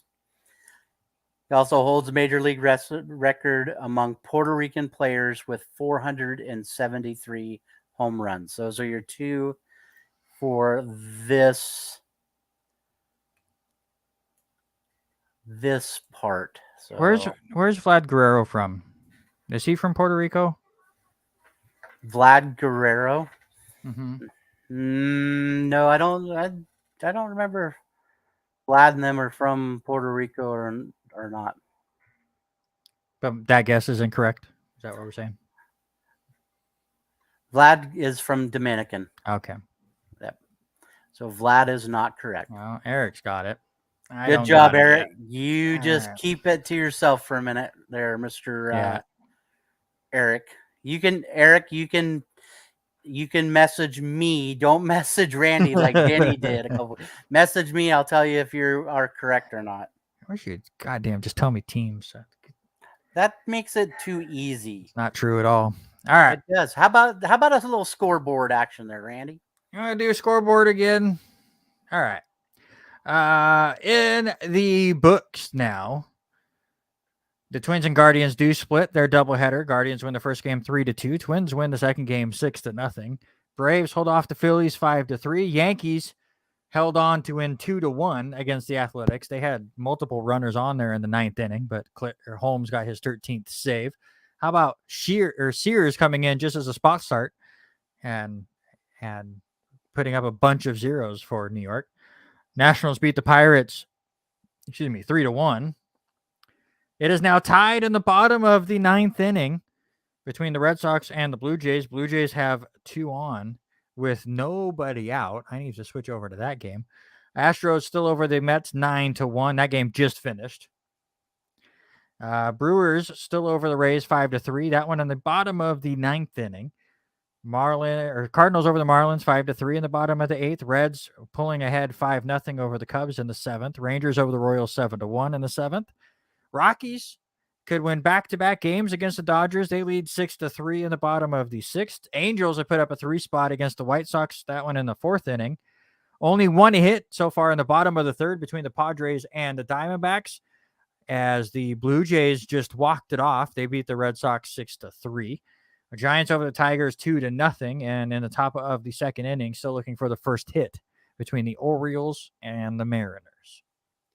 So let's get into some more NFL stuff. We're goofing around with our predictions a little bit throughout this off season, not getting into division winners and stuff just yet. We're a bit earlier than that.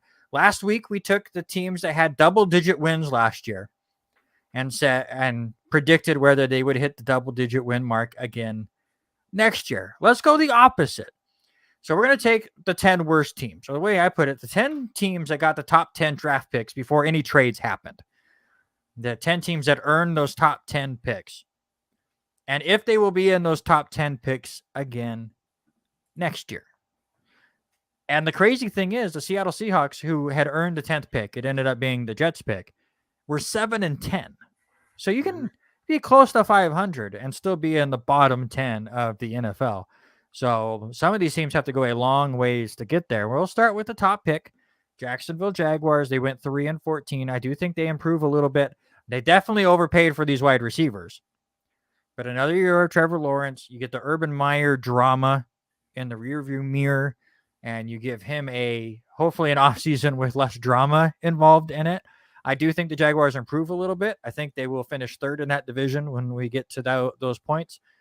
But with 7-10 being that benchmark, I don't think they get past 7-10. So I will say they will have a top 10 pick next year. Yeah, I 100% with you. I think that they will be a six win team this coming year. I think there's just way too much stuff going on in that organization over the past couple years.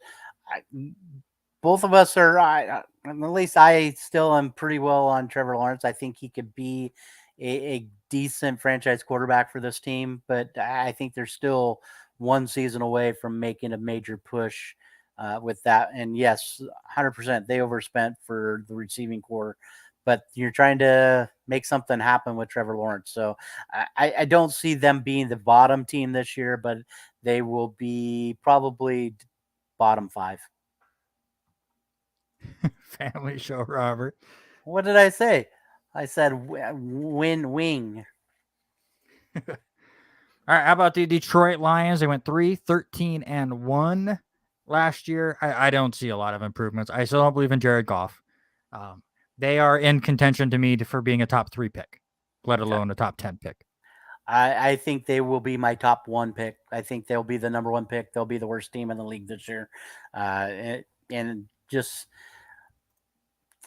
a franchise that is missing too many elements. They need a little bit of everything. So they are my bottom team. And with that being said, the next team that I think is going to be the next worst is going to be Houston. Houston's going to be just as bad. So I think it's an easy yes that they're going to be in the bottom tier of this group. With trying to get over the drama, it's still lingering with Watson and everything. I just see this team slowly imploding again with everything going around it. Mm-hmm.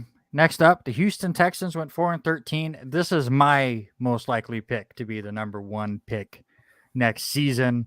So yes, I will think they have a top 10 pick. The Houston Texans are a complete mess, and now they have all this legal battle going around them. No, absolutely not. Yeah, I said the same thing. I think they're going to be the number 2. For me, it'll be just a little bit out of order. I think Detroit is going to be the first pick, Houston second, and then Jacksonville probably third. New York Jets went 4-13, made a lot of great improvements. I loved everything they did this offseason. I think another year behind Robert Saleh is going to help. Hopefully Wilson can have a better sophomore year than his freshman year, as the injury kind of put things back a little bit. But again, that 7-10 mark is really surprising to me. That's kind of the benchmark to get out of the top 10. Their schedule is brutal. Maybe if Watson is out for the year, it's a little bit easier going 4 straight games against the AFC North to start the year.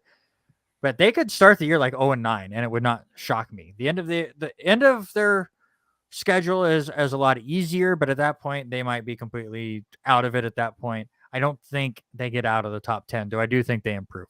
Oh, I think 100% improve. I liked last year. We talked about many times how much I'm impressed with Saleh and what he brings to that ball club. I think they're another year to 2 years away from being. Do I want to say the word contender? No, they're going to be substantially better in that division. I love what they're going to do, but I don't think they get out of the top 10 or the bottom 10, as we would say. And then we go across the area, still in New Jersey, but the New York Giants, and I don't believe it. I just don't believe that they've made the improvements. Daniel Jones, I will never believe in.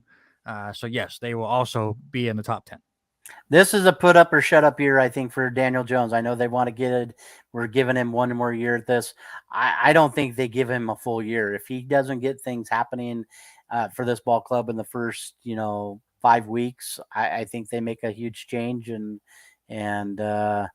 move on from Daniel Jones. So I see them in the bottom again this year too. And we move on. As my stats just went, I've been still looking at all of the Who Am I stuff, so I keep scrolling back up, and I didn't scroll back down. I lost myself. Carolina Panthers 5-12 on the year. Sam Darnold still looks like he will be the starting quarterback there. I just don't see it. I mean, yes, it will come down to if McCaffrey is healthy or not. That division is not as hard as it once was. I still like New Orleans a little bit in that division. Obviously, Tampa Bay is at the top of that class, but Atlanta has completely imploded. But I think they'll be right around the same record they were last year, and that'll put them in the top 10. Yeah, I think you and I talked a little bit pre-show as I was typing these in. I think they get out of the bottom 10. I think they move up, but it all boils down to Christian McCaffrey being healthy. You look at that division, like you were saying a second ago, it has gotten worse over the last couple of years. Atlanta needs to find a new face there to really make things happen. So I don't see them being out of the bottom of that division. New Orleans rebuilding, but I think until Tom Brady decides it's finally time for me to leave Tampa Bay, it's going to be their division. So I think Carolina is going to be the solid second place team in that division. Wow. And I think they get out of that, but it all boils down to Christian McCaffrey being healthy. Chicago Bears were 6-11. They had earned the 7th pick in this year's draft. Again, it's like some of these other teams like Carolina. I don't think they did enough for me to really improve. They only really have to win 2 more games than they did last year to get themselves out of this 10. So it's tempting, but I'm going to say they still end up in the top 10. Yeah, I agree 100%. Green Bay, Minnesota are going to be the top 2 in that division until they make some major moves. Whether it is coaching staff, which is where I think they need to make their first move in Chicago, and they need to solve their problems there first. So they are going to be, I think, probably around the 5th team making the 5th pick. The Atlanta Falcons were 7-10. I don't think they sniff 7 wins next year. Another nominee possibly for a top 3 pick for me. So obviously they will be in the top 10.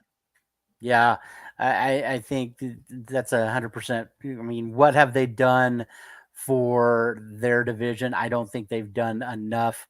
I really think, like I said, Carolina's going to make the bigger push, and New Orleans is going to take another year. And I hate saying it. I know she's listening to something else in the other room, so I can say this.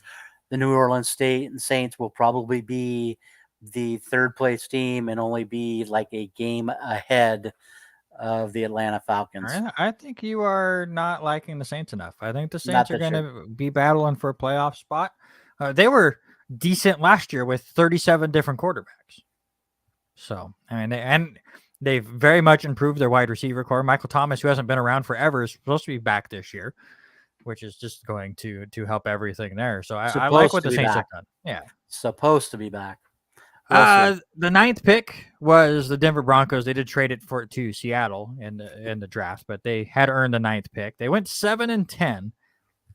Obviously, they felt like they were a quarterback away. They got Russell Wilson. Now, will Russell Wilson be fantastic or not for Denver? It's tough to say.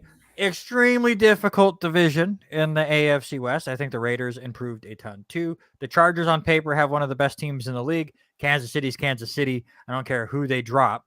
When you have Mahomes out there and Andy Reid, if anything, they're going to be a great regular season team.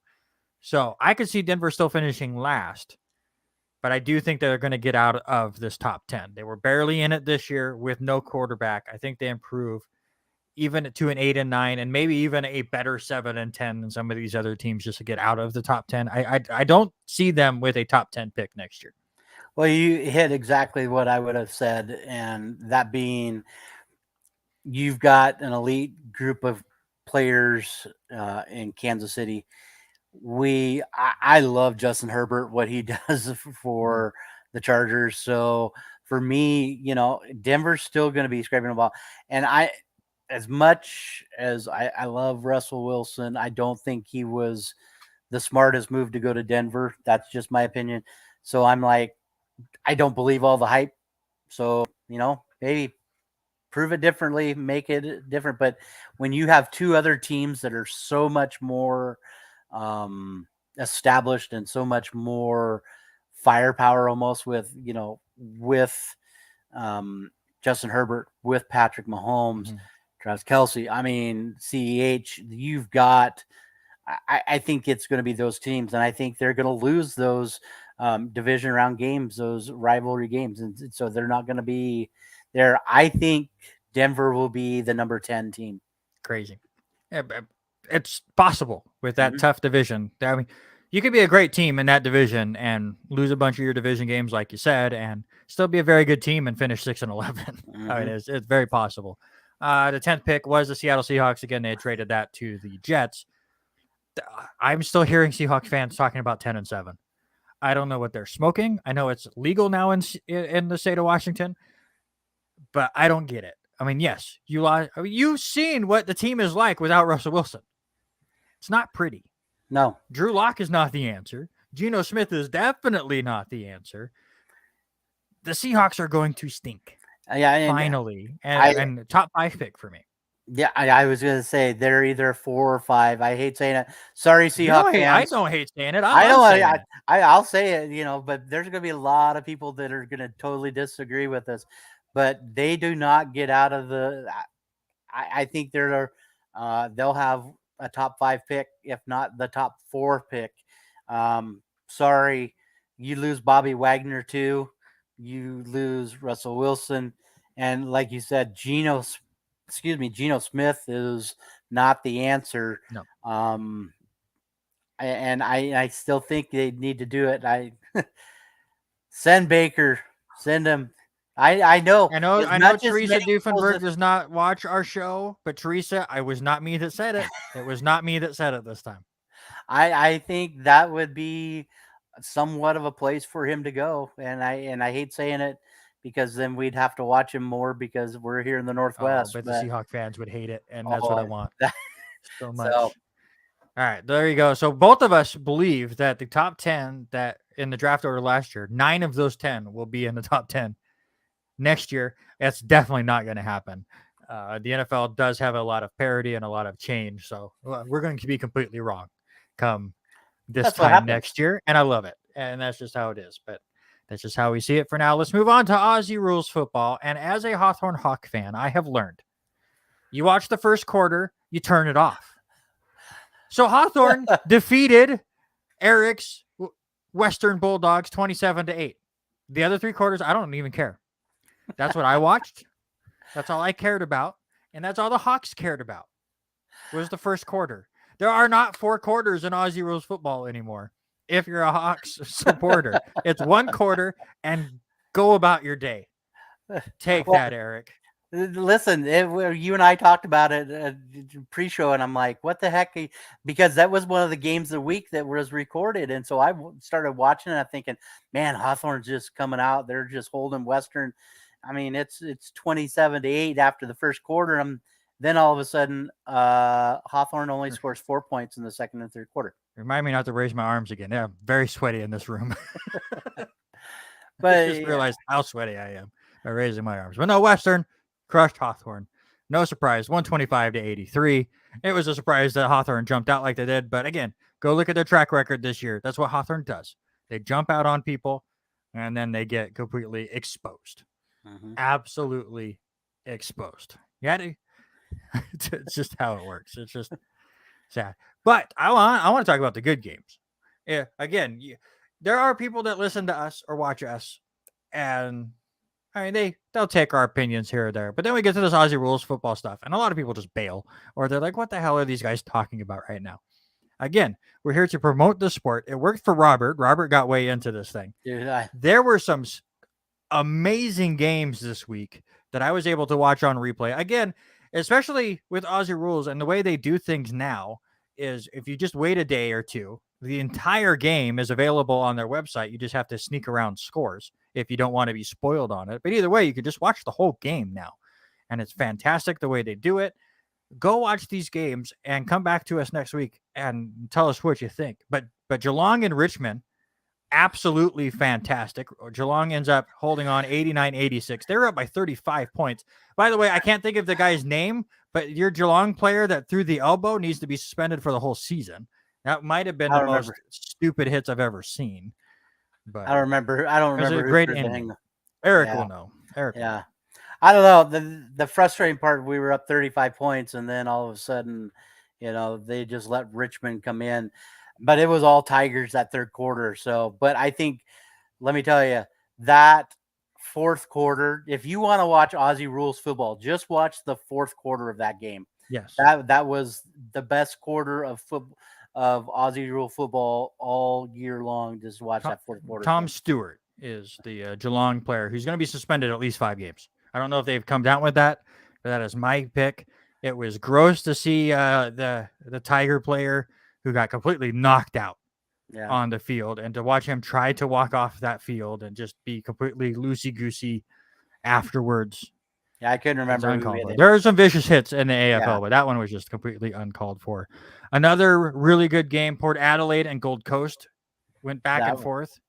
Eric says 4. I think it's going to be more. But that was another back and forth game. At least go watch the highlights of that one. Also, Sydney rolled St. Kilda 83-32, and Collingwood beat GWS 88-77 as we're getting closer and closer to the playoffs. Unless you're a Hawk supporter, and we're just getting closer and closer to the end of the season. That's how it goes. Your games this week, there are 3 games all on FS2. Is that what you found? Yeah. No FS1 games this week? No FS1 games this week. But on Friday morning at 2:30 a.m. Pacific time, you get Carlton and St. Kilda. Saturday morning at 2 a.m., you get Geelong, who's just going to crush North Melbourne. Don't watch that game. If you've never watched Aussie rules football, don't watch that game. That's not going to be entertaining unless you decided to be a Geelong Cat fan like Robert. Richmond will take on West Coast. That's on FS2 at 9 p.m. on Saturday, July 2nd. So that's a reasonable time, I would say. After you get done watching the Mariners lose to whoever they're playing this weekend, you can tune into that. And then my Hawks will play GWS 10:20 p.m. Pacific time. That's not on a American channel, but you can check it out on AFL something there. Yeah. Something AU. AFL.com.au. There you go. Yep. Yes. Geelong by 100. Is that are you making it by 100? I'll take the under in that, Eric, if you want to place on. And we don't support gambling on this show, but I will take the under. We don't condone it. We may support it, but we don't condone it here on the R&R Sports Report, since we are part of a college. Other sports that don't get enough airtime, how about NASCAR? NBC finally gets the rights. They get their first race, and weather completely hoses them out. I like the NBC broadcast a bit more than Fox. I think they take it a bit more seriously. Fox is more loosey-goosey with their play-by. I mean, Clint Boyer's enjoyable to me. I like his goofiness, and I mean, Darryl Waltrip before him, but I think NBC takes it a more serious sport, and I think that's a bit more entertaining to me. But they have a lightning delay that takes it out for a little bit. They come back racing for a little bit, then the rain hits and pushed it back a few hours. They ended up finishing it later on at night on like USA or something. Chase Elliott ends up winning. There was a late caution, like there always is in NASCAR, and a lot of the contenders decided to pit and take 4 tires, and they didn't realize like 12 people were going to stay out. So then they got pushed back in the mess. Kyle Busch was one of them. He was second place before the caution. He finished outside the top 20. Interesting situation. If you want to go watch it, it was funny to me. Keselowski gets involved in a wreck on that late restart, gets it going slowly and gets out of the way. So they don't throw the caution. They just want this race to be over. You could just tell NASCAR's like, screw it. We want to go home. There's a point where the leaders are going down the backstretch on their final lap, and Keselowski is trying to stay so far out of the way. He's in the grass, and his car's just bouncing up and down while the leaders drive by. I found it hilarious, but Chase Elliott's with the win. Yeah, the one thing that I noticed a lot is how loose all those machines were. You got a few of those players that were going up into trying to stay out of each other's way, and they just begin turn 3 get so loose and go up the top of the hit, and it's just crazy to watch. To see, and especially with the track as wet as it was on that rain delay. Your next race will be on Sunday at noon Pacific time. It's the Quick Trip 250 presented by Jockey, made in America at Road America. I like that road course. It has this crazy uphill start. If you have not seen it, they raced there last year. Very, very cool course. Definitely go check that out. Mm-hmm. Still waiting on the PBA League to fully get going. That still starts Next Tuesday. July 6th. So we'll finally be able to talk some PBA bowling again. Travelers Championship. That ended up way closer than I thought. Shoffley dominated Thursday and Friday, and I just tuned out. Mm-hmm. And then when I actually looked at the results Sunday night, I was kind of shocked. Yeah, Xander just ran away with it in that. This is his first win from leading a 54-hole tournament. So he ended up winning it, shooting 19 under, picks up his 6th career win. I feel bad for Thigala, Zayda Thigala. He was tied with Shoffley through 17. And he got stuck in the sand in 18 and double bogeyed 18 to end up tied for 2nd. So tough finish for Wasn't Thigala. He one? I thought he was 1 up at that point. He might have been. I thought he was. Because I think Shoffley birdied the last hole and ended up winning by 2. Right. I think he was 1 up going in. He might have been 1 up. Again, I wasn't watching it live because after I saw the scores on Friday and he was up by like 6 or 7 shots with Shoffley, I kind of tuned out. Damon made the cut, so give him credit for there, but he did struggle over the weekend. Putter issues right now going on with Damon from what I've seen. If you want a funny video, go watch our buddy Gino Benelli, who is his caddy. He took a video of himself at like a golfer depot or whatever that thing was, a golfer warehouse or something. Yep. And he bought 3 putters, and he was just hoping Joe liked one of them. Apparently, they haven't found one that works just yet. Hopefully he will get things going as they're getting closer and closer to the Open Championship. But they have the John Deere Classics coming up. Joel's not playing it there. So we got to get Gino on. It's one of these points. But I think they are getting prepped to head out. Is he qualified for the Open? I believe so. So he's got, another week and a half for that one. So this one is one of my favorite tournaments. I love watching the John Deere Classic back in Illinois. So it should be a great tournament to watch this weekend.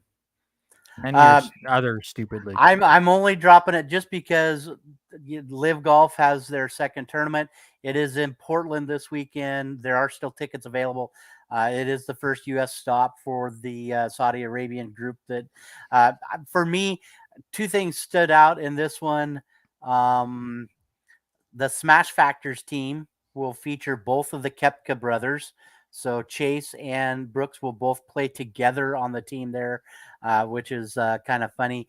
And then for the Fireballs, who's Sergio Garcia's team, he's got the 2nd ranked amateur in the world playing with him this week. So be a little interesting with that. But that is your Live Golf update.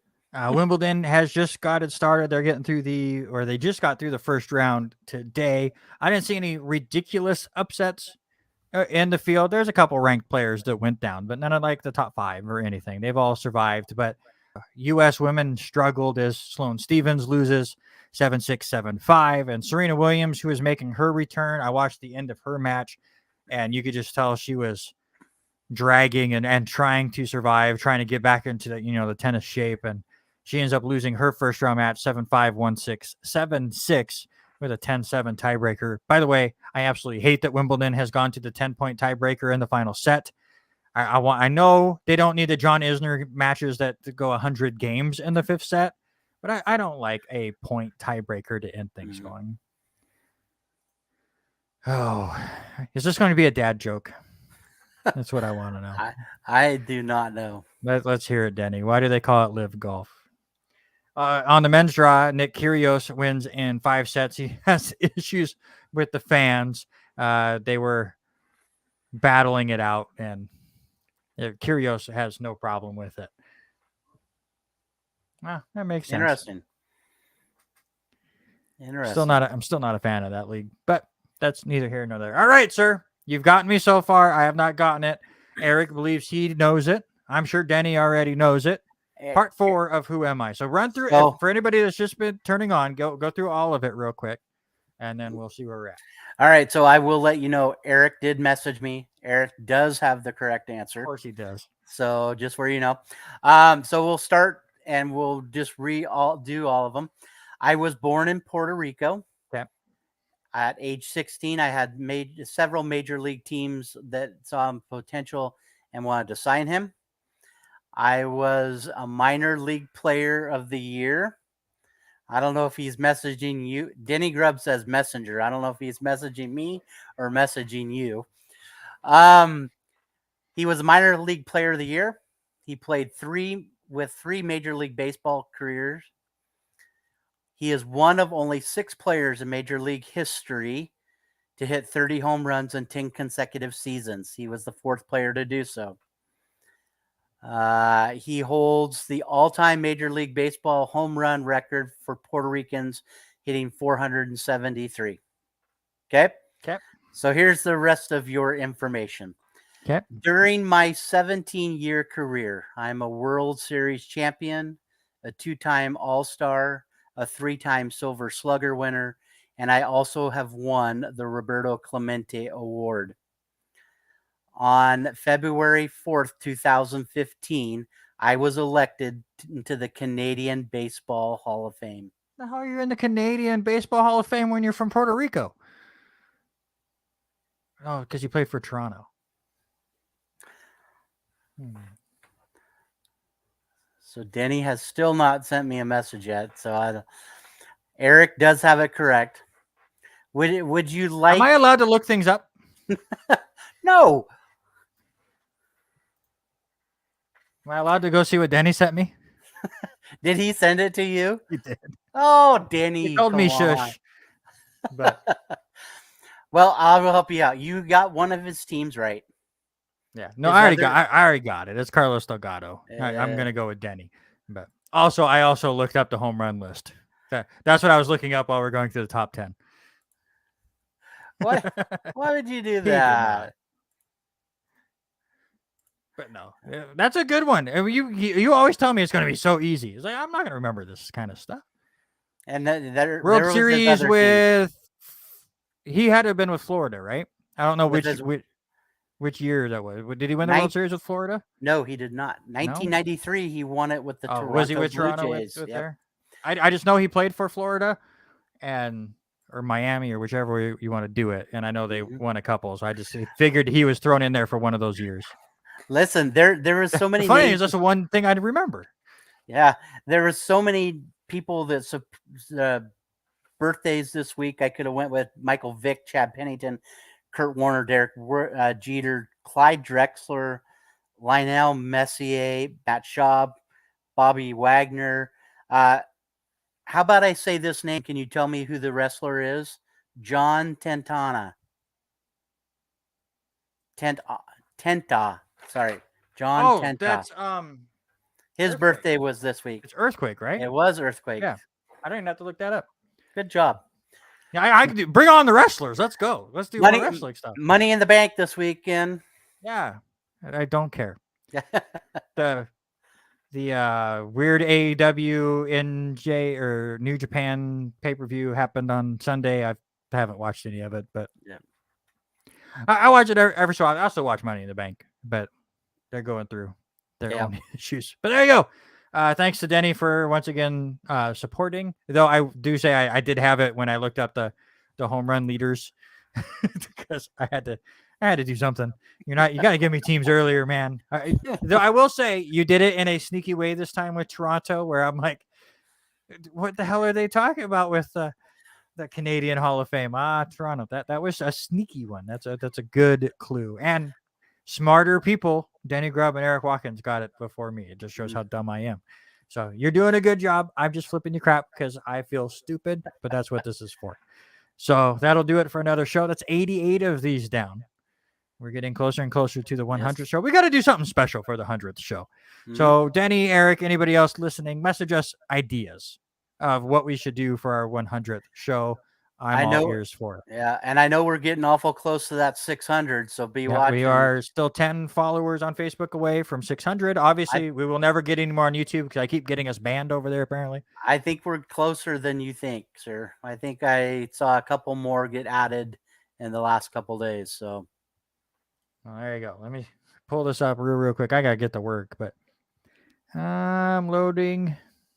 Scroll. Oh, we're 9 away. 591 people following us on Facebook. So 9 away from putting up the poll to see which one of us does the MMA training. It's going to be that guy right there.